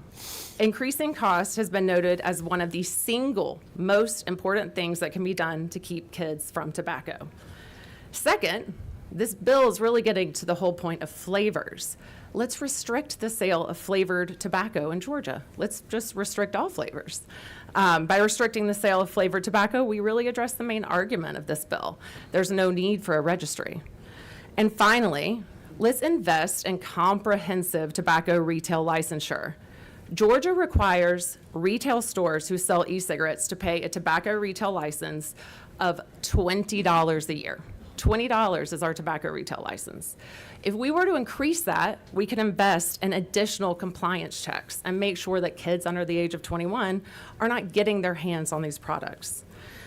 And I'd like to What end. do you want us to charge all these vape people to have a license? What's an appropriate tax to put on them per year to sell these products so we can pay for the enforcement? It would probably be less than what the registry is going to charge you guys. I didn't mean to cut But you at off least 250 or more. But I really want to end just with one question that I've been asked as someone representing the Heart Association is, why would the AHA stand up and oppose this bill? Because what does this registry bill hurt? But I really want to ask the question of, what is this registry bill going to help? Because we haven't seen it do anything. Thank you. I need to know, everybody agrees tobacco use causes heart problems, right? Or contributes to. Yes. What about nicotine? Does nicotine hurt your heart? Nicotine hurts your heart. Well, aren't you just against vaping nicotine, period, then? I mean, I would love that. Are you guys down for a no vape bill? Anybody? I don't know, you're the lobbyist, get it going. All right, Find let's your do it. legislator and ask them to introduce it. Representative Gaines, are you in? We're past crossover day, I'll let you off the hook today. Senator Sims, you're recognized for a question. Thank you, Mr. Chairman. Thank you for your testimony. Are you the government relations person for the American Cancer Society? No, with the Heart Association. Okay, so we also have a letter from, someone signed on from the American Cancer Society, and that was, is that person here? Fabian? Yes. I don't think so. Okay. We have gone from curbing vaping from illegal, because I'm going back to that. And that's going to be my sticking point right there. What we're talking about are illegal products, am I right? That's that correct. we're trying to get a handle on to protect the community and the safety of children. I'm going back to that. You mentioned something about vaping, curbing. Did we say anything? Was that a part of your bill? I do think, and I guess I just have a difference of opinion from the speaker. This will remove products like this that are clearly targeted towards kids from the shelf. Okay, And that's targeted what the children. objective of this Yes, bill is. Exactly. So now we're going way beyond Yeah. what your intentions are in this bill, That's correct. which is to protect the safety of children and even others that may be using the product, who have no idea or would have no idea of what's in the product. Correct. Am I right? That's right. Okay, so how do we get from there, in which a lot of these products are considered illegal? Would you say so, Mr. Chairman? They're not FDA approved, they're not illegal to ill- sell. Okay, all right. Well, the exception being if they have a pending application. Pending application. So, and that's also a sticking point, the pending part. And we expect the FDA, to do that. And if they don't do that, does it become our responsibility to protect our constituencies? That's my question. I think you answered your own question.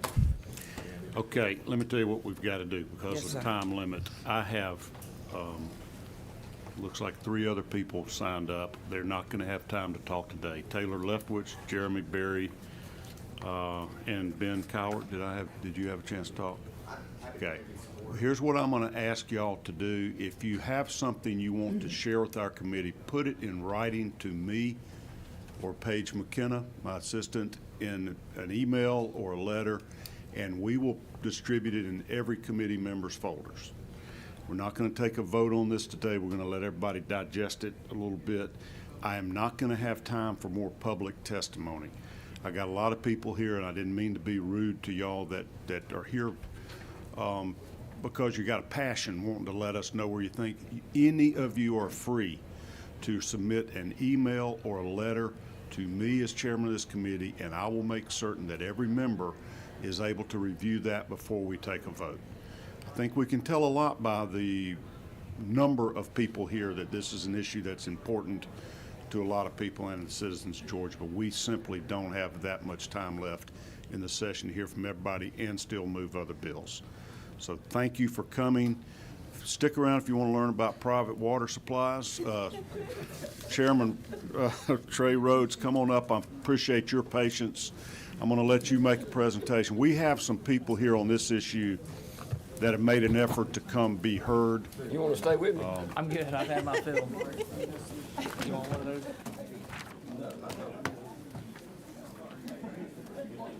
Good move, Big Joe.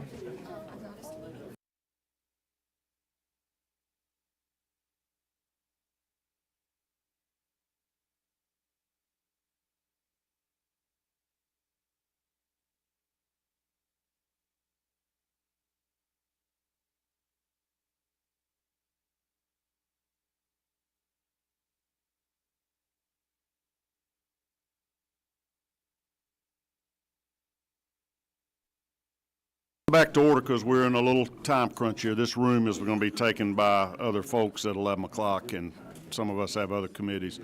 Representative Rhodes, thank you for your patience with us this morning. I know this is a very important issue you've been working on for years now, and I want you to present to us, if you will.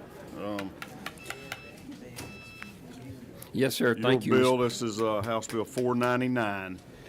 Everybody to be the next one and the last one to vote. I'm going to let you speak. We'll question you, and then I've got 3 or 4 folks lined up to speak that have particular interest in this. And not going to be able to take action today. We'll keep talking. We might perfect it slightly after you and I consult, but we need to be educated. You got to remember, this is the first time this has hit the Senate. You've been working on it for years over there, and I know because we're in the same delegation and represent a lot of the same people. But educate us from kind of ground zero, if you don't mind. Yes, sir. Thank you, Mr. Chairman, members of the committee. First off, I had to get with Nick Tate yesterday. Wanted to make sure that you got the new sub.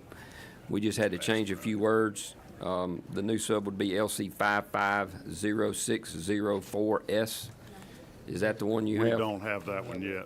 But okay. You just go ahead and tell us from your original bill, and you can explain to us how that one changes. That's one reason we're not going to vote. Basically, today, 'cause we absolutely. gotta do it. Basically, what the new sub does is after talking with Nick over the weekend, the first, from the PNC standpoint of view, we thought that the bill regulated rates and not the company. So basically, they just went back and changed company and not rates. So that was the only change there, and I think Nick can get that to y'all.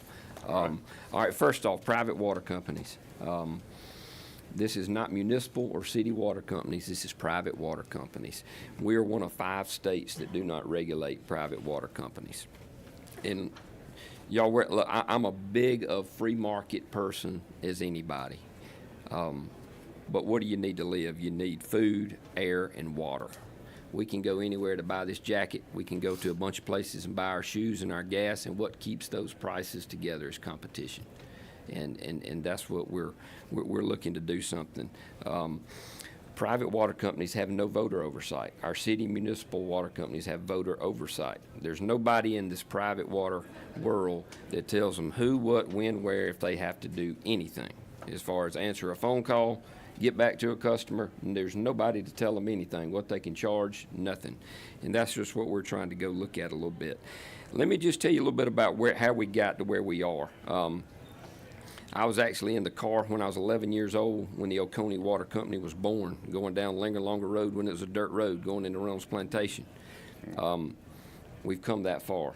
Basically what we had in the old days of Lake Oconee, up until about a little over 20 years ago, Greene County was broke, Putnam County was broke. All the money was in the cities, Eatonton, Greensboro, White Plains, Union Point. All the money was in the cities carried the county.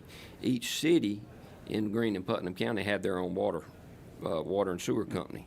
As the lake took off and grew, that is where the majority of our population in Greene and Putnam County is now, is at Lake Oconee, out and around Lake Oconee. And basically what you had is if Chairman Summers was going to build a subdivision, he'd go to a man that I know very well, and he'd say, hey, you come put this water system in, I'll deed it to you. And that's what kept a lot of the cost off the developers back. And henceforth, as you know, Lake Oconee has taken off and grown. We had a Piedmont Water came in and bought the system at Reynolds Plantation some years ago, which is now MetLife, which is Reynolds. And basically from there, they've expanded and bought every water system outside of incorporated areas in Greene and Putnam County. So they have a very large customer base. Very good people, y'all. I want to illustrate that. I really like the Schaefers. But what I'm looking for is transparency for my constituents. If a charge is justified, it's justified. Basically, I just want a true, fair judgment of cost and rates for my constituents. And real quick, I know y'all are pushed on time. Okay. That's where we are right now, Mr. Chairman. If y'all need any more explanation, I can go more, but I just want to give a real quick That gives us the synopsis. problem. How does your bill solve it? All right, basically what my bill does is if they go and raise rates over any 3-year rolling period of 15% or more, they have to go justify it with the PSC. If it's justified, it's justified. If not, then the PSC can come in and take it from there. And that is what the bill does, Mr. Chairman. Any questions from committee members? All right, Senator Summers. Thank you, Chairman Rhodes, for bringing this, but let me make sure I'm with you on this, okay? I have built 2 water systems.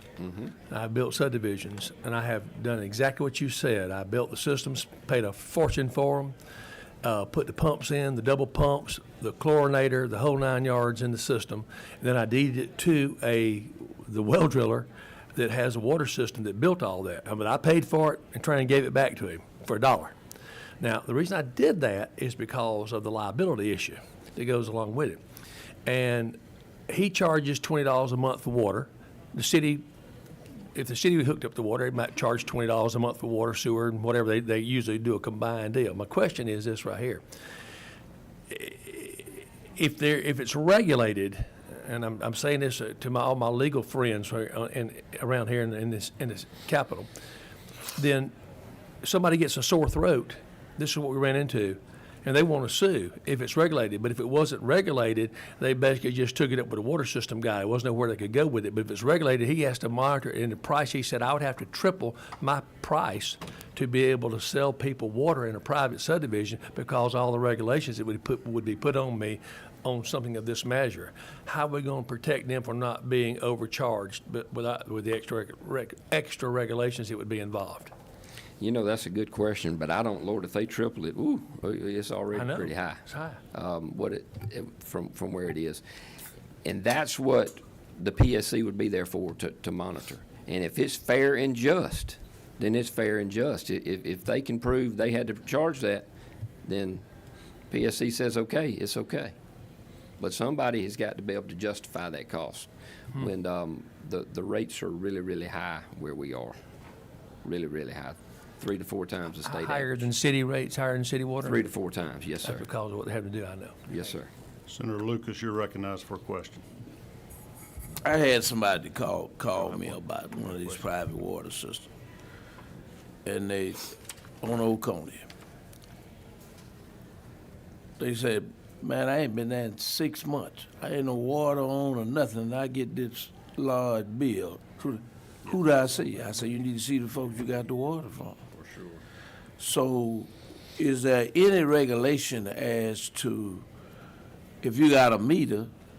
The meter turns when you're using water. But if you hadn't been there in 6 months, no water's on, and you get not just a regular bill, but a bill just like you using water, who do they see? What kind of regulation is there? There is no regulation, and they have to pay that bill or they will be cut off. And, Mr. Chairman, let me go back. One thing that I forgot to forget is in my equation, I took out capital expenditures and tap fees. The tap fees, let me explain this.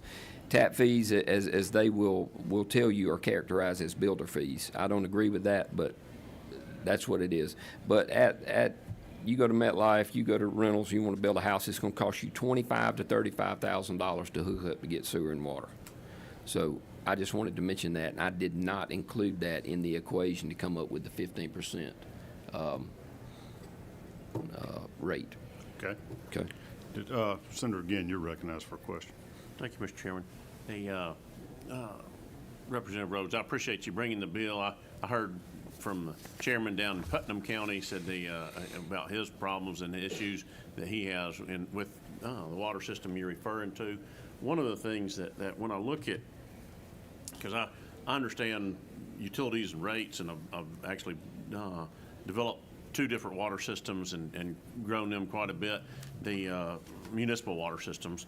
One of the things that we passed a bill a couple years ago that allows anybody that wants to, if you have, I believe it was over an acre and a tenth or something like that, you can drill your own well. So in these subdivision lots, one of the things that I'd like to see your bill do is said, look, if somebody has the ability to put in their own well on their own property, they can get the setbacks from the health department, from their septic system, if they have a septic system. That why not just make that blanket across the state that, if somebody wants to put in their own private well, regardless of what size lot they have, if they can meet the distance requirements from their septic drain field, why don't we include that? Because I know for me, then it's not a per gallon charge. If they've got the water, they can get the water. And the other thing is when Senator Lucas asked you about I didn't use any water for the last 6 months. That's the same thing as having your power turned on and all your lights off.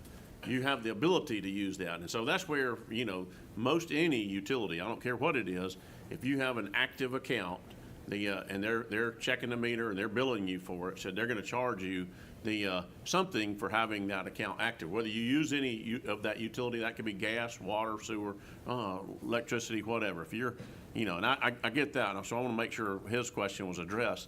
But I want to help you with the bill. I just, one of the things that for me, I'd hate for somebody to tell me that, no, you have to hook onto this water system and you don't have any options and you can't do it even on your own property. If you can meet the safe, the setbacks that the health department pushes, why don't we let people put their own well in? I would absolutely love that, Mr. Chairman, but we have certain ordinances and things locally that won't allow that. Why don't we? But if we change the state law, that's gonna fix that problem. I hope you're right, but I've been told that it will not. But I'm open. And to me, I'll be glad to check with our legislative council. Maybe Nick, off the top of his head, could tell us. But for me, I look at it and I'm thinking state law is going to supersede the whatever you want to do and restrictions on that. It is the state's water, is what we say it is. And amen, I'm with you. And that was Senator Anderson's bill, right? I think it was. Lee Anderson had that bill a couple of years It ago. was, but it didn't pertain, if I remember right, and I've looked into it. It would not suffice for where we are. If I could ask Mr. Chairman to indulge the legislative council to give us an answer on that. I'll have him look into that, and he'll have that answered for us by our next meeting. We're not taking action on this today. That's a little bit more detailed research probably than I'm going to put him on the spot off the cuff. Let me hear from a couple of folks I know have made some effort to come here to speak this morning as we're starting to bump against time. Mike Hartman, did I see you here? I think you rode the elevator up with me this morning. If you would just go to the podium and introduce yourself and give us your thoughts on this bill. That's why I'm here, because you pointed. If you, it'd be easier, you'll be on camera, you all dressed up today, want you to look good on TV. Thank you. I know I have the Gettysburg Address right here, but I know we're pressed for time, so I'm just going to try to give you the headlines. And I want to demonstrate to you why we think water needs to be regulated in the state of Georgia. This is the only thing that's going to fix this problem, because the water companies are not breaking any laws right now. So introduce yourself, tell us where you live and what your personal interest is. I'm Mike Hartman, and I live in Reynolds Lake Oconee, down at Greensboro. And my wife and I moved here 3 years ago. We built a house, and as they were building the house, I saw the cost items start to appear for lumber and dirt and whatever, and I saw a $20,000 charge to connect to the water company. So that was my first shock. The second shock was when I got my first bill. The landscaper came in, planted this grass, planted the shrubs, turned on the sprinklers, and my first water bill was $2,800. And I I've moved all over the country, different jobs with the same company, in different states. In the last 25 years I spent in Tampa, Florida, my largest water bill for 25 years was less than $100 a month, doing the same amount of watering and the same amount of household use. So I think you start to see what you encounter when you move here. The $20,000 is clearly detrimental to affordable housing in the state in this area. So that's another problem in addition just to the profits that these guys are making. So then the time goes on, and as soon as I moved in, we saw a 25% increase in the price of water. After I got my $2,800 bill, I'm lucky I got there early. It would have been 25% higher, the water increase. And there was no regulation to that, no competition, nothing. They just raised the price. The next year, the company spilled 275,000 gallons of water into sewage into Lake Oconee. And next month, they raised the sewer charges by 20%. Again, no pushback, no regulation. In 2024, they made an addition to the water plant for about $3 million, and they raised the water rates, base rates for household usage, less than 5,000 gallons, by 10%, raised the sewer rates by 10%, but they got their big slug from increasing the rates that you pay to water your lawn. They raised those 40 to 50%. No challenges, no regulations, just more money for the company. So I think you can see what's happened here. And so what we did, we started to put together a team to start, how do we fix this? The first thing we did, of course, was talk to lawyers. The lawyers looked at it, they were appalled, and they said, I'm sorry, there's nothing we can do about this because they're not breaking any laws. So the next thing we did, we said, okay, if we can't do it right, they're not breaking any laws, how about antitrust lawsuits? They said, no, that's all controlled out of Washington, and they only deal with big issues, so we're stuck there. So then we posted a petition online that said, anybody that signs this believes that the water rates should be regulated in the state of Georgia by a new law.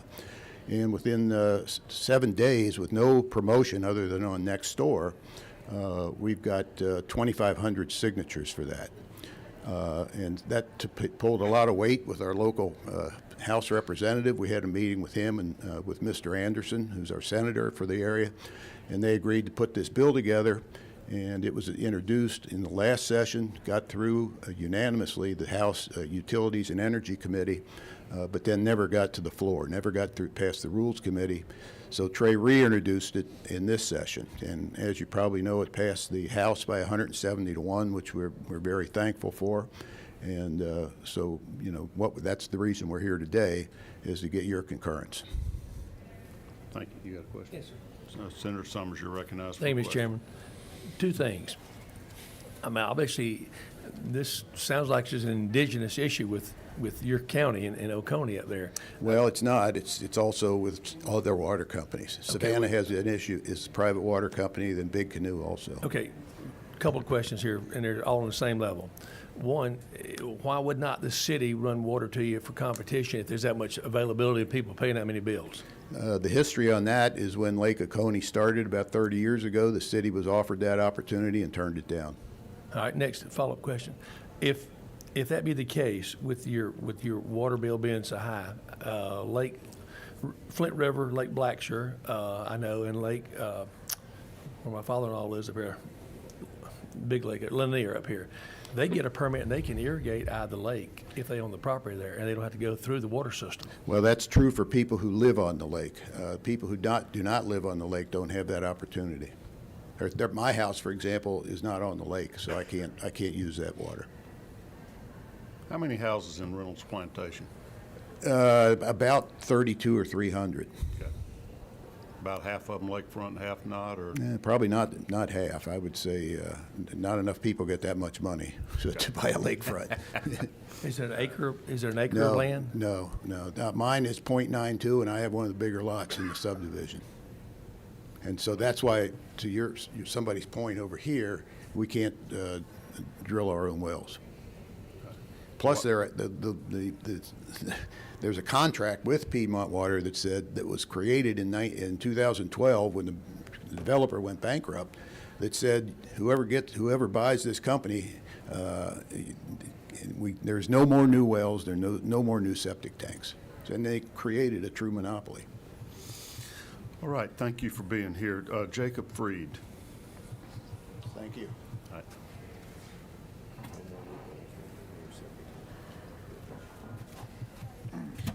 Good morning. I'm a small business owner in the Lake Oconee area, and started a car wash in February of 2021.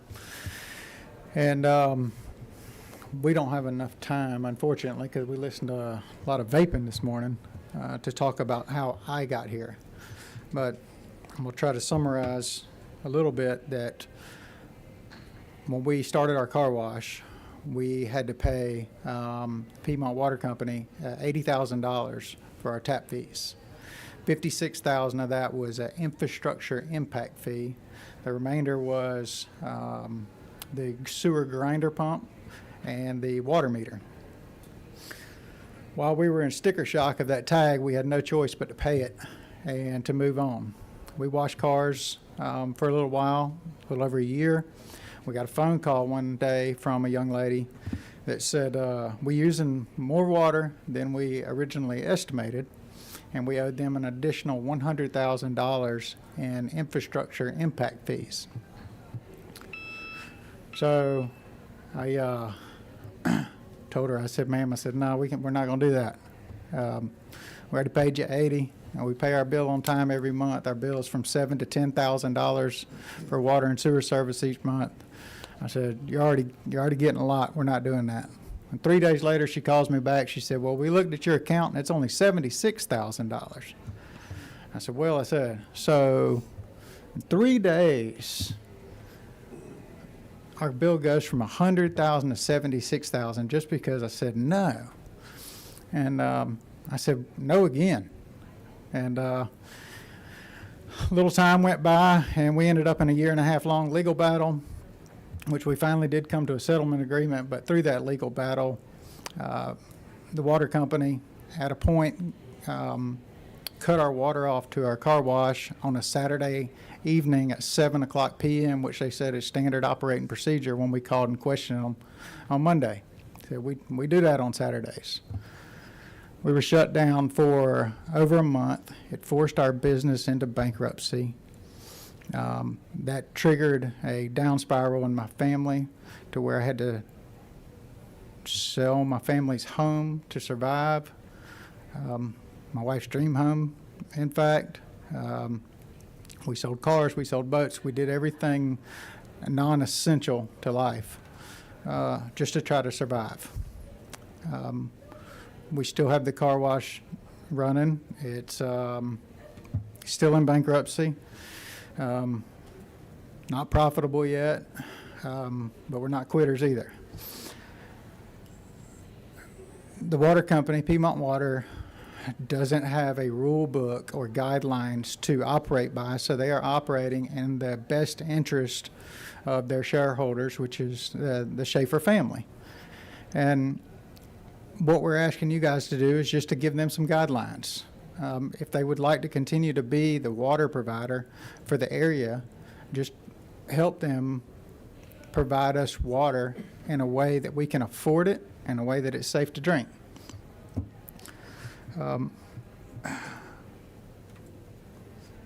There's many, many things that the government regulates.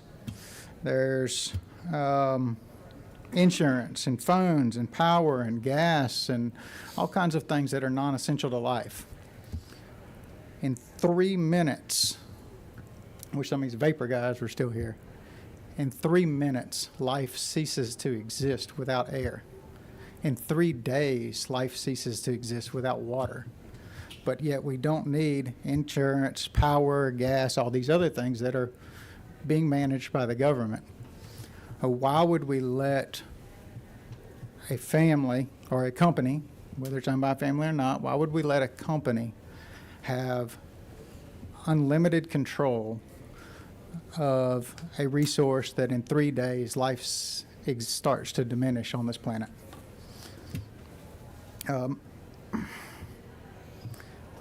Thank you. If The- I could get you to kind of wrap up in a minute or two. I'm Yes, not sir. going to cut you off in mid-sentence, but Yes, sir. we're hitting the limit. Let's see, which one of these is probably the most important? Boy, I got a lot going on here. And you can also submit it in writing to us as well. Okay. Like I told the other people. When it goes back to pricing, which is, one of the things that came to me, why I'm here, Piedmont believes in the value of a dollar because they have a water delivery contract with the county of Putnam where they buy water for about $3 per 1,000 gallons. The price of that water, the more they buy, it starts above $3, but the more they buy, the lower per unit it goes down. But yet, when they bill the customers, the more we buy, the more per unit it goes up.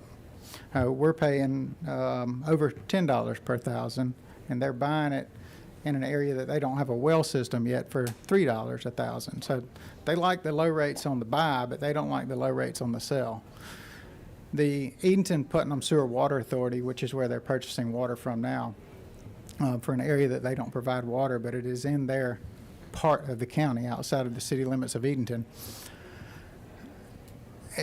is operating. They may not have a high profit margin. They a worthy profit margin of a private investor, but they are still operating. They've been in business for since they were 50 years. What they're charging the $3 a 1,000 gallons obviously is profitable, and that's for surface water that has been purified down to 0 parts per million. When you hear from Mr. Schaefer, you'll probably hear about the investment that they had to make, a tremendous investment into a surface water plant, which is a really cool plant actually, but they're doing the same thing that the Edenton-Putnam Sewer Water Authority is doing from Lake Oconee, but they're doing it from Lake Sinclair. So the technology is the same, the prices are different, and we would just like some fair prices on the quality water so that we can stay in business. Thank you for being here. I got one more person that I need to speak today. Tom Bond, could I get you to hear from Public Service Commission? Representative Rhodes didn't get into a whole lot of detail how this operates with you guys basically regulating the prices. Would you give your thoughts on the legislation, whether it's something that the Public Service Commission can or wants to do, and illuminate to us any problems? We're not going to vote it out today, so we still have room to correct. Yeah. Thank you, Chairman, Senators. The commission is neutral on the bill in the standpoint that, we'll take on whatever task the legislature wants us to take on. We don't currently regulate water. We never have regulated water. We don't have staff that has familiarity with water, so we would have to learn that subject matter and hire some people to develop expertise in that. But we do regulate, electric, natural gas, telecom. We do economic regulation of them primarily, which is a large part of that is setting rates for those services. When we set rates, we do it on a cost basis. We do a detailed examination of what costs companies have, what revenues they have, what their forecasted costs and their forecasted revenues are going to be. We're required under the APA to use an evidence-based hearing process to do that. The subject of those hearings is it's subject to appeal. So anything we do has to be evidence-based. That means that the water companies would have to start using standardized accounting systems. We would have to have people who would review their accounting books. When we had the hearing, they would have to put up witnesses to explain their case.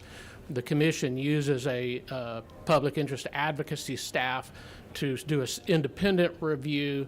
They would also put up witnesses on the accounting to examine. And I only say that just to point out that all of this does involve cost. It involves cost to the companies and it involves cost to the states. And they're typically entitled to recover those costs. So if a company is overcharging, a rate-making process can result in lower rates for them. If a company is actually charging an appropriate cost-based amount already, and they go through this process, their rates could actually go up because now they have to put out the, have the witnesses and the hearing processes and the lawyers and the standardized accounting.